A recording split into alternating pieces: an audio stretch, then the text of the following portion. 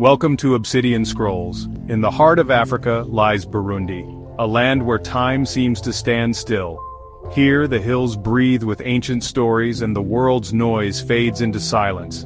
Burundi is a place of paradox, stunning beauty, yet marked by hardship. Its people move with quiet dignity, carrying the weight of generations. Known to the world as the poorest country on earth, Burundi's true story is hidden, woven into its land, its silence, and its enduring spirit. This is the story of the country time forgot Burundi's hidden reality.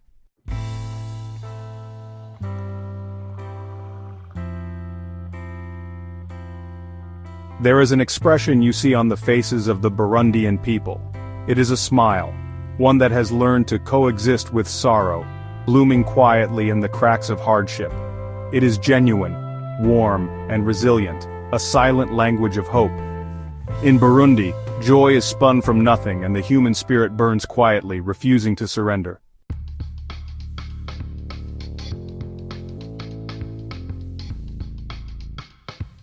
Burundi's landscape is a paradox. Lush hills, vast Lake Tanganyika, and fertile soil, yet a nation still hungry and thirsty for progress. Why does such abundance remain unfulfilled? History, politics, and deeper forces shape this land. To understand, we must listen to its silence and dare to ask, why is Burundi the country that time forgot?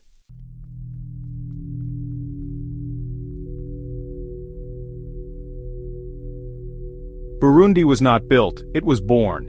Its cradle is the Albertine Rift, where the earth breathes and ancient hills roll like sleeping giants. Here, life clings to shifting ground, shaped by beauty and pressure. To understand Burundi, one must first understand the ground beneath its feet.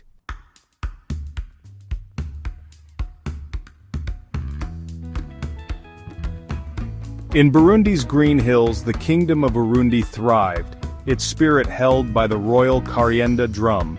The Mwami, seen as almost holy, united Tutsi, Hutu, and TWA under one rhythm. The drum's echo was law, history, and unity, until the outside world arrived and the royal drums faced silence.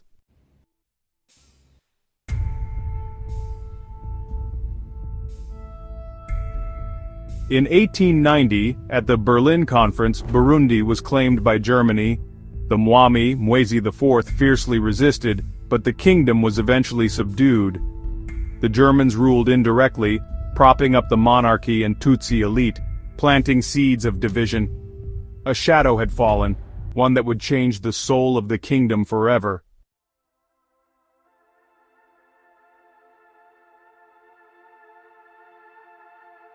After Germany's defeat in the First World War, the shadow over Burundi simply changed its name. In 1916, Belgian forces occupied the territory, and the League of Nations later formalized their control under a mandate. The Belgians did not reverse the German strategy of indirect rule, they perfected it. They brought with them a passion for classification, a bureaucratic obsession with order that would prove far more destructive than German guns. They looked upon the fluid, interconnected society of Burundi and saw only chaos. They resolved to fix it, to make it legible, to fit its people into neat scientific boxes. Their tool for this endeavor was the identity card. In the 1930s, the Belgian administration conducted a systematic census, forcing every individual in Burundi and Rwanda to be registered under one of three labels: Hutu, Tutsi, or TWA. This was not a simple act of record-keeping, it was an act of creation. These categories, which had once been fluid socio-economic descriptions, were now frozen into immutable, biologically determined ethnicities. The Belgians measured noses, calculated heights, and counted cattle, using pseudo-scientific racial theories to assign an identity that would be stamped into a passbook and carried for life. Suddenly, a person's entire destiny was determined by a single word on a piece of paper. The card dictated where you could go, what education you could receive, and what jobs you could hold. The Tutsi minority, favored by the Belgians as the ruling class, were given privileged access to schools, chiefdoms, and positions in the colonial administration. The Hutu majority, officially classified as a subservient agricultural people, were largely excluded from power and opportunity. The delicate social fabric, once woven with threads of kinship and allegiance, was systematically unraveled and restitched into a rigid, racially segregated hierarchy. This act of administrative violence was the silent poison that seeped into the veins of generations. It took a complex society and flattened it into a simple, brutal equation of power, Tutsi over Hutu. It taught people to see their neighbors not as fellow Burundians, but as members of an opposing ethnic group. The identity card became a mark of fate, a brand that separated friend from foe, privileged from oppressed. The Belgians had not just colonized the land, they had colonized the very identity of its people, creating a deep and bitter rift that would soon erupt into unimaginable violence. The echoes of the royal drums had been replaced by the cold, silent stamp of ethnic division.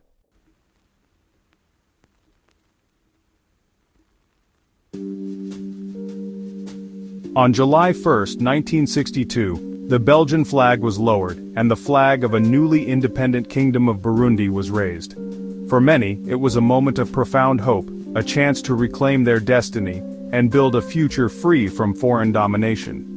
But what Burundi inherited was not true freedom. It inherited the fragments of a broken society, a house deliberately divided against itself. The colonial masters departed, but they left behind their most toxic legacy: the structures of ethnic politics, the deeply ingrained resentment, and the identity cards that continued to define every man, woman, and child.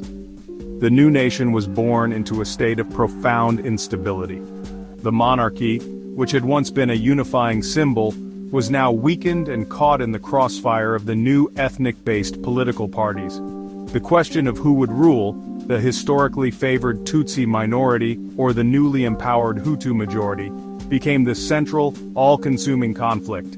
Independence did not erase the colonial equation, it amplified it. The struggle for control was no longer managed by a foreign power, but was now a domestic battle for the soul of the nation, a zero-sum game where one group's victory meant the other's subjugation. The years that followed were a tragic, predictable spiral of violence. Political assassinations, attempted coups, and ethnic massacres became the horrifying rhythm of the post-colonial era. In 1966, the monarchy was overthrown and a republic was declared, but this only intensified the struggle for power, now concentrated in the hands of the military, which was dominated by the Tutsi elite. The dreams of independence curdled into a nightmare of cyclical violence, a devastating civil war that would erupt in waves, each one leaving behind a fresh layer of trauma, grief, and an even deeper sense of mistrust between Hutu and Tutsi. Burundi was trapped in the prison that history had built for it. It was a nation of 12.5 million people, one of the most densely populated in Africa, yet there seemed to be no space for its people to grow together. The land was fertile, but the political soil was poisoned. Every attempt at reconciliation was undermined by the ghosts of the past, by the memory of violence, and by the fear that the other side was simply waiting for its chance to dominate.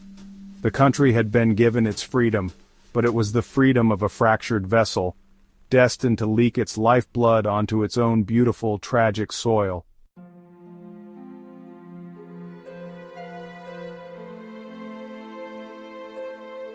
Beyond the grand tragedies of politics and history, a quieter, more intimate struggle was taking root in the fields and villages of Burundi.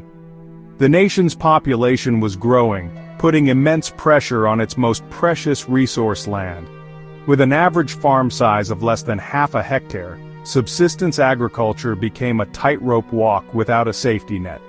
Families depended entirely on the small plots they tilled, their lives governed by the rhythm of the planting seasons and the mercy of the rains. This deep ancestral connection to the earth became both their only means of survival and a source of profound vulnerability. The soil, rich and volcanic, continued to give. It produced beans, cassava, bananas, and sweet potatoes, the staples of the Burundian diet, but it could no longer give enough.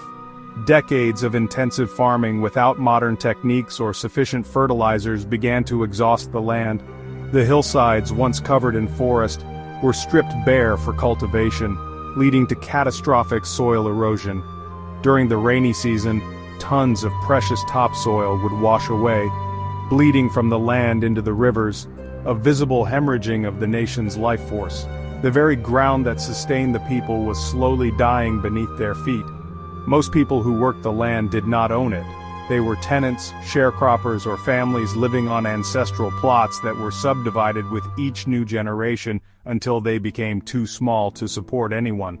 This fundamental insecurity shaped their existence. Without land tenure, there was no incentive to invest in long-term solutions like terracing or agroforestry.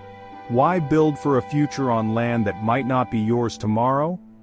The focus narrowed to the immediate, to getting one more harvest out of the tired earth, a cycle of short-term survival that ensured long-term decline. This is the quiet crisis that underlies all others in Burundi. It is the story of a people tied to a land that is shrinking and weakening. Food is planted, but hunger grows faster. The population swells, but the soil thins. This is not the dramatic violence of a massacre, but the slow, grinding violence of ecological collapse and systemic poverty.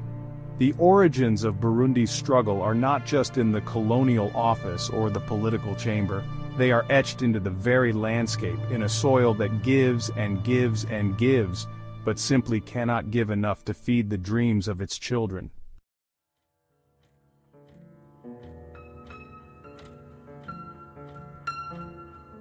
Burundi wears a crown of thorns. International reports call it the unhappiest country on earth, a label that conceals deeper truths. Unhappiness here is not a statistic but a spirit, an ache in the heart of a people. Sorrow is the climate in which life grows, but so is resilience. In the shadows, hope flickers. Burundi's story is not just unhappiness but the quiet strength to endure.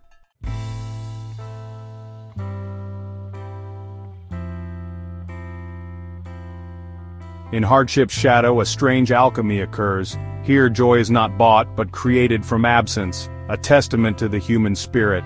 Watch the children. With nothing, they conjure universes from discarded fragments. Their laughter erupts not from getting, but from making. This joy is fierce and beautiful, but also fragile, a wildflower in barren earth.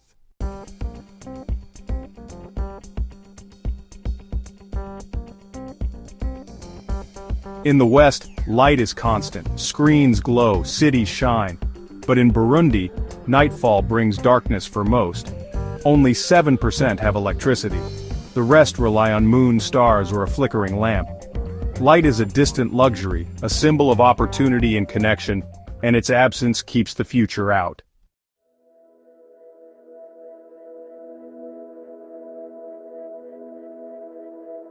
On Burundi's steep, winding roads, men push overloaded bicycles, beasts of burden, not leisure. Their bodies strain, earning less than $1 a day. Women wait by the roadside, hoping for scraps to feed their children. Here the bicycle is hope and prison, and survival is a daily struggle.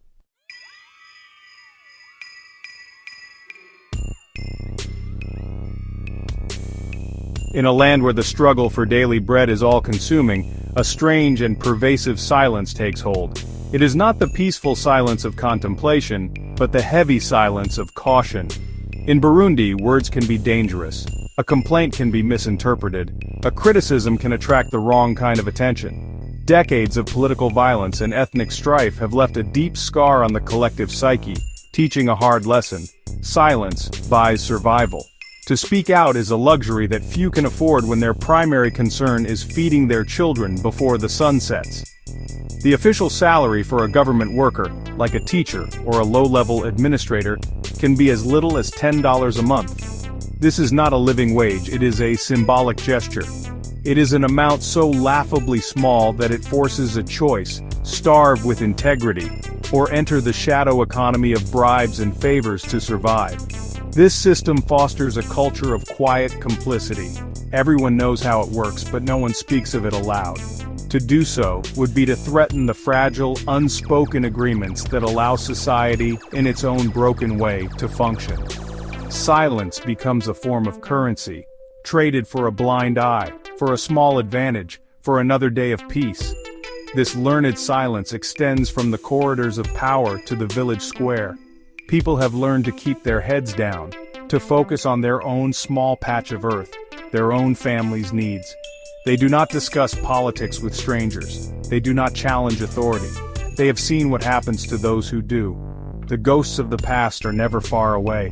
The memory of neighbors turning against neighbors, of violence erupting from a careless word. And so, they cultivate an attitude of public apathy, a protective shell that conceals their true thoughts and fears. It is a silence born not of contentment, but of trauma. This is the great unspoken dispute in the shadows, the battle between the desire for justice and the need for self-preservation. It is a choice that has been forced upon an entire people. Do you risk everything to speak the truth, or do you swallow that truth to ensure your family eats tomorrow? For most, the answer is clear. They pay the price of silence, and in return, they are granted the fragile gift of survival. The system endures, the hardships continue, and the country remains wrapped in a heavy blanket of quiet resignation, a peace that looks disconcertingly like defeat.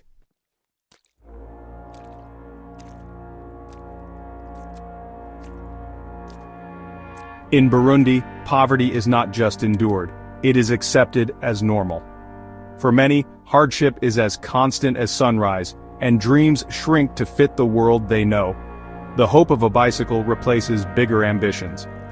This acceptance, shared by all, becomes an invisible chain, harder to break than any wall. Yet the quiet struggle remains, to remember that a different world is possible.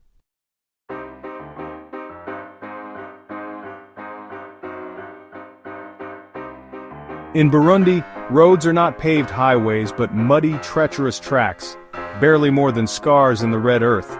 Each journey is a gamble, with vehicles lurching through dust or sinking in rain-soaked sludge. Passengers, crammed among sacks and livestock, wait patiently through breakdowns and delays, forging a fleeting community in adversity. These roads are lifelines for trade, yet so perilous that produce rots and costs soar before reaching market. The struggle is not just against poverty but against the land itself, a daily battle for every mile. Here, travel is an act of faith, and every destination reached is a hard-won victory. In Burundi, even movement is a quiet, heroic struggle.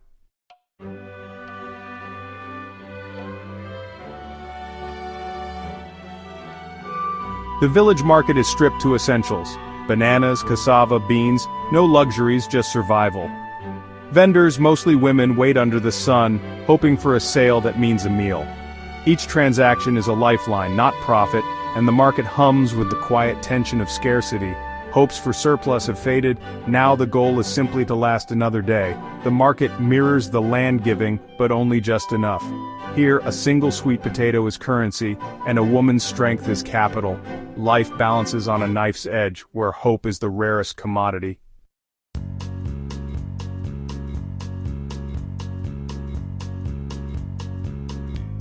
In a hillside cemetery, Burundi's social divide endures. Tombs for the wealthy, unmarked mounds for the poor. Concrete graves stand as proof of a life remembered. The rest are claimed by rain and time, fading into anonymity. For most, death brings no marker, only a brief memory in loved ones' hearts. This final segregation is the country's most silent injustice. Here, dignity is a privilege, and to be remembered is a luxury. The struggle is not just for survival but for a trace of meaning. Even in death, inequality is carved into the earth.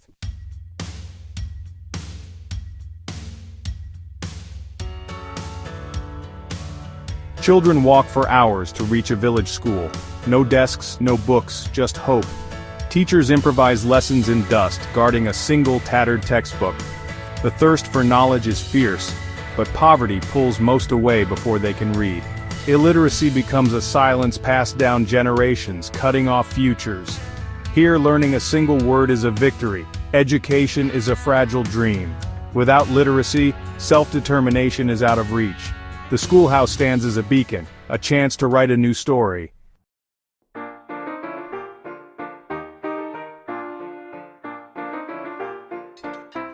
In remote villages, money has lost meaning. Barter rules.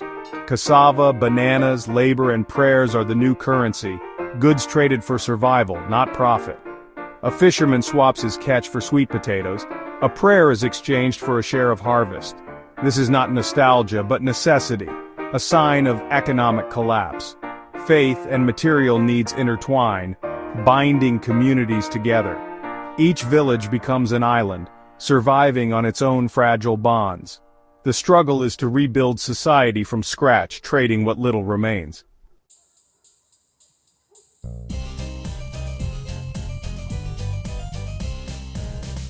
Survival here means forgetting tomorrow. Life shrinks to the urgent needs of today.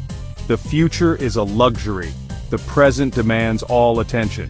People know the seasons, not the year. Neighbors, not politicians. Planning ahead is impossible when each day is a battle. This focus is a shield against despair, but it comes at a cost. Without dreams of the future, hope withers, and progress stalls.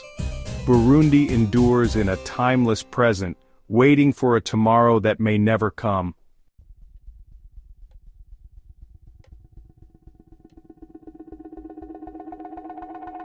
Our journey through Burundi's green hills ends, but a question lingers. Burundi is not just a place on a map, or a statistic. Why does a land so rich remain so poor? The answer is written in the lives of its people. Burundi remains an unanswered question, asking for witness, not pity.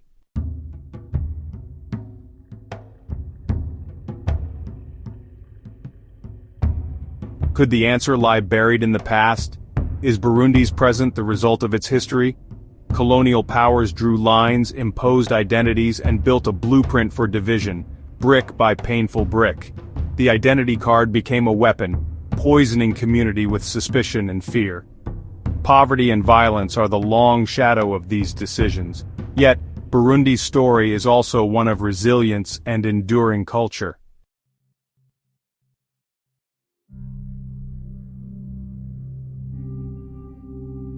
Perhaps the force that holds Burundi in its static state is not something as tangible as history or economics. Perhaps it is something more ethereal, more insidious.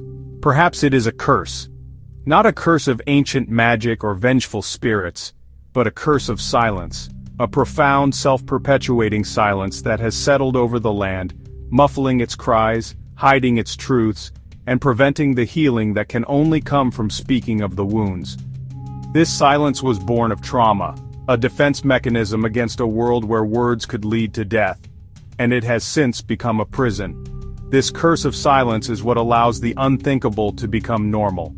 It is what allows a child to go hungry without protest, a community to suffer without outrage, a nation to stagnate without a collective demand for change.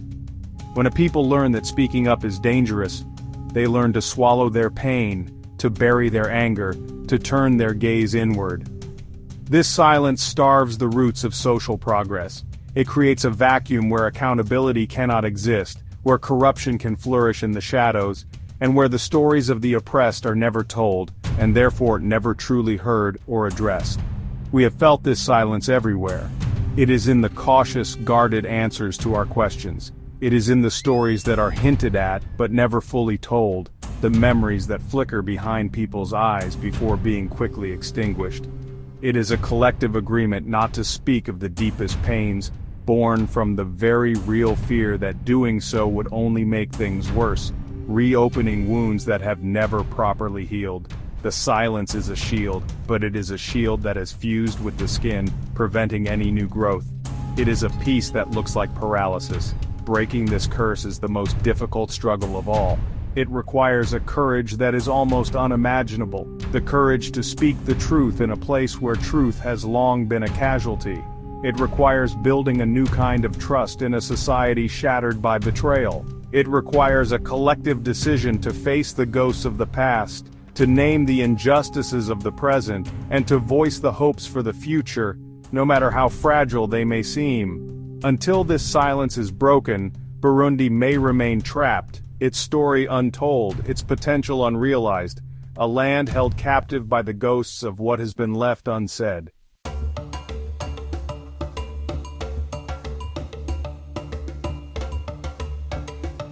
In this land of silence and shadow, faith endures, a light that has not been extinguished. It is woven into daily life, offering hope and strength. In churches, mosques, and ancient shrines, people find solace and community. This faith is Burundi's greatest strength, woven from earth and sky, sustaining hope where little else remains.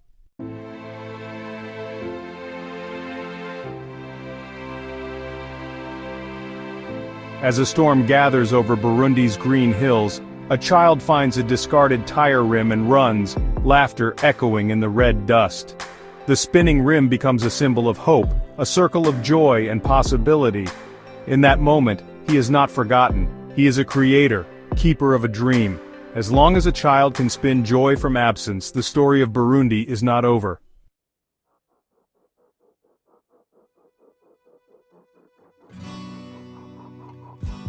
We came to this land seeking to read from the ancient scrolls of a forgotten country. We found a story of immense beauty and profound sorrow, a history of deep wounds and an even deeper resilience. We found a people who have learned to smile through unseen tears, and to build their lives on a faith that is as solid as the hills around them. But we have also come to understand that the most important scroll of all is the one that has not yet been written. The future of Burundi remains an empty page, a silent, waiting possibility. Is Burundi a failure of economics, a design of history, a curse of silence? It is all of these things, and none of them entirely. It is a complex, living entity that defies easy categorization. To label it is to diminish it.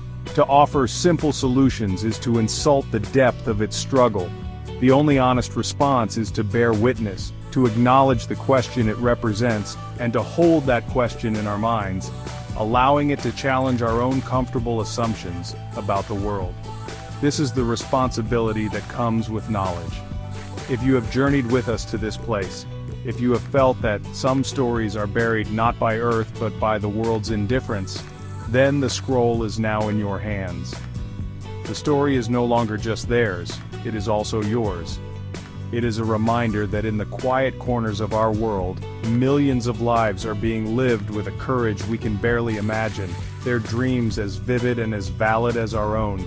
To forget them is to allow the curse of silence to win. To remember them, to speak of them, is to help break it. Welcome to Obsidian Scrolls. The story never truly ends, it simply waits for the next person to turn the page.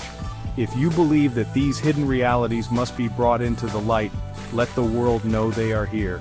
In the space below, do not just comment, bear witness. Carve your mark upon this digital scroll and let it be known that this story was seen. The simplest way to begin is with 3 powerful words. Let them be a testament, a promise, a crack of thunder that begins to break the silence. Right, they hid this.